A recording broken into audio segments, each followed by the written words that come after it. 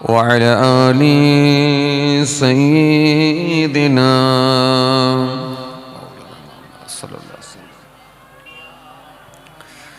কিয়াসিয়া আকাশের চাঁদ দ্বিখণ্ড করিল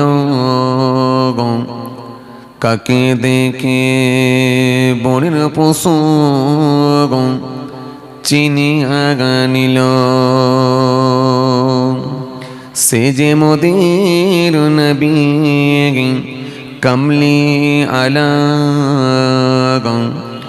একসাথে পরম মেঘ সাল্লি আলা আল্লাহুম্মা। বক্সটা হালকা একটু কমিয়ে দেন, হালকা একটু মাইনাস ওয়া আলা আলি সাইয়্যিদিনা।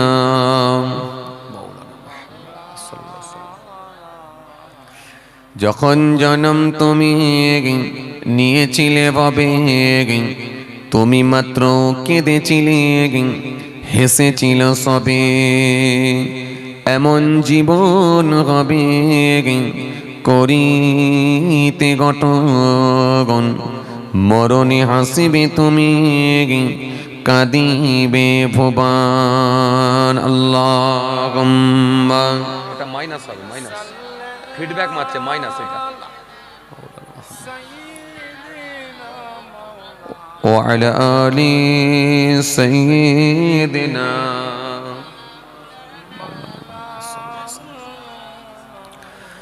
उनका दर चुमका सिला मिल गया, उनका दर चुमका सिला मिल गया, सर उठाया तो मुझको खुदा मिल गया, आसियों का बड़ा मर्तबा मिल गया, हस्र में दामनी मुस्तफा मिल गया। अल्लाहुम्मा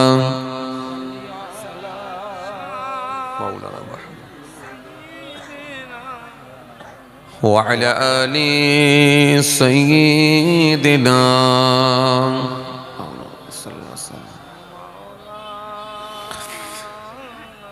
اقرأ اقرأ পড়ুন, اقرأ اقرأ اقرأ اقرأ পড়ুন, اقرأ اقرأ اقرأ اقرأ পড়ুন, اقرأ اقرأ اقرأ اقرأ পড়ুন, اقرأ اقرأ। জ্ঞানী হলে করো,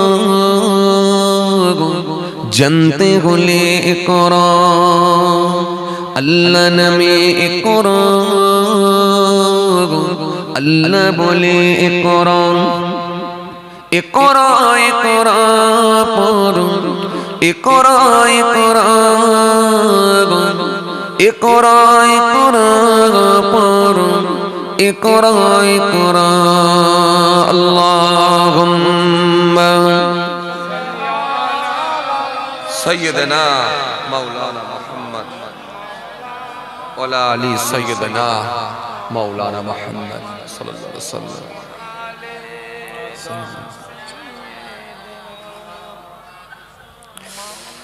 পরশব্দ আঁকো স্বপ্ন বাঁধো বইয়ের সাথে ঘর, বই তো তোমার বুকে শুদ্ধ আলোর মেঘনা পরন, اقرأ اقرأ পড়ুন, اقرأ اقرأ اقرأ اقرأ পড়ুন, اقرأ اقرأ। জ্ঞানী হলে করো, জানতে হলে করো, আল্লাহ নামে করো, আল্লাহ বলে করো, اقرأ اقرأ পড়ুন, اقرأ اقرأ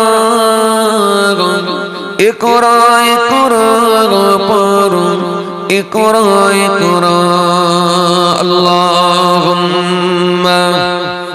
সাল্লি আলা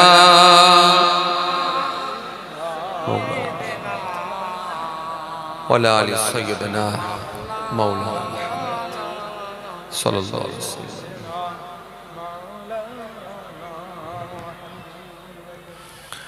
وقال الله تعالى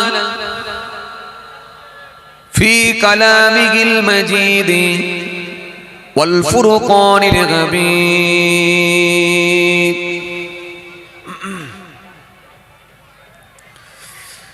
كيف تكفرون بالله وكنتم أمواتا فأحياكم ثم يميتكم ثم يحييكم ثم إليه ترجعون.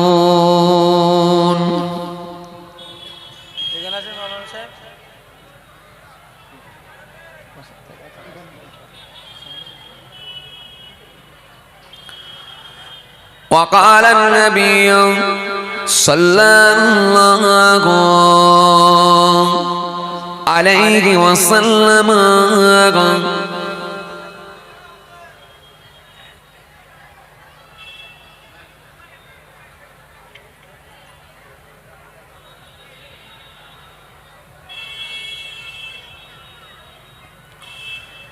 وعن أبي هريرة رضي الله تعالى عنه قال سمعت رسول الله صلى الله عليه وسلم يقول حق المسلم على المسلم خمس رد السلام وإعادة المريض واتباع الجنائز وإجابة الدعوات وتشميت العاطس إلى آخر الحديث أو كما قال. প্যারা হাজিরিন মজলিস,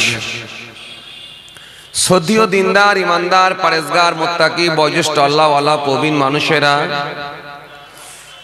আজকের মাহফিলে বসে থাকা নামাজি রোজাদার দিনদার খোদাবিরু আল্লাহওয়ালা মানুষেরা, আজকের মাহফিলে বসে থাকা আমার যুবক সাথী মহব্বতের ভাইরা, আজকের মাহফিলে বসে থাকা বয়োজ্যেষ্ঠ প্রবীণ মানুষেরা, আজকের মাহফিলে আগত বিশিষ্ট ব্যক্তিরা, হাফেজে কোরআন, ওলামায়ে কেরাম, আল্লাহ পাকের হাজী বান্দা গণেরা, খাস করে এই মহল্লার ইমাম, আমাদের সকলের কাছে সম্মানীয় ব্যক্তি, শ্রদ্ধার পাত্র মোহতারাম ইমাম সাহেব ভাই, আজকের মাহফিলে বসে থাকা জ্ঞানীগুণী মানুষ, শিক্ষিত মানুষ, বুদ্ধিজীবী মানুষ, সোশ্যাল মানুষ, কাজের মানুষেরা, আজকের মাহফিলে আগত দূর দূরান্ত থেকে আগত মেহমান গণেরা, সকলকে আমি আমার অন্তঃস্থল থেকে সালাম মুবারকবাদ জানিয়ে খুব অল্প সময় সংক্ষিপ্ত কিছু বয়ান করে আপনাদের খেদমত থেকে বিদায়। পাশাপাশি আরো জানাই, যারা আর ইহলোকে নাই, আল্লাহর জামিন ছেড়ে বিদায় নিয়েছেন, কি গ্রাম জানো এটা? এই বাল্কি গোবিন্দপুর গ্রামের কবরস্থানে ৩.৫ হাত জায়গা অধিকার করে অপেক্ষায় রত, ইন্তজার করছেন, ওয়েট করছেন সে কিয়ামতের দিনের জন্য, ইলা ইয়াউমুল কিয়ামাহ, রোজ হাসর দিনের জন্য। জানাই তাদেরকে আমি আমার অন্তঃস্থল থেকে সালাম এবং মুবারকবাদ। আল্লাহ পাকের রহমত প্রত্যেক ইমানদারের উপর হোক, আমরা জোরে বলি আল্লাহুম্মা আমিন। ভাইরা আমার, বন্ধুরা আমার, সাথী মহব্বতের ভাইরা, অজনসিয়াতটা এখন প্রত্যেক দিনের ব্যাপার হয়ে গেছে, রোজের ব্যাপার হয়ে গেছে। আর বর্তমানে জলসা মাহফিলটাও খুব বেশি বেশি হচ্ছে। তুলনামূলকভাবে আপনাদের এলাকায় জলসা মাহফিলটা আরো বেশি বেশি হয়। বসিরহাট চত্রে, এই এলাকায়, এই বসিরহাট চত্রে বা এই বাদুড়িয়া, এই তেতুলিয়া, এই আপনার কাটিহাট, এই চত্রে মাহফিলগুলো বেশি হয়। আর আলহামদুলিল্লাহ অন্যান্য ডিস্ট্রিক্টের তুলনায় অন্যান্য জেলার তুলনায় আমি গর্ব করে বলতে পারি 24 পরগনা ডিস্ট্রিক্ট এবং আপনাদের এই বসিরহাট চত্বরের মানুষ যথেষ্ট ধার্মিক, যথেষ্ট দিনদার, পরেশগার। কারণ এটা গর্ব করেই বলা যেতে পারে প্রত্যেক বাড়ি বাড়ি আলহামদুলিল্লাহ একটা দুটো করে হাফেজ পাওয়া যায়, মাওলানা পাওয়া যায়, এবং খেটে খাওয়া মানুষগুলোকেও দেখলে যেন একটা বোঝা যায় যে যথেষ্ট তারা দিনের সঙ্গে পাবন্দি এবং দিনের সঙ্গে সম্পৃক্ত।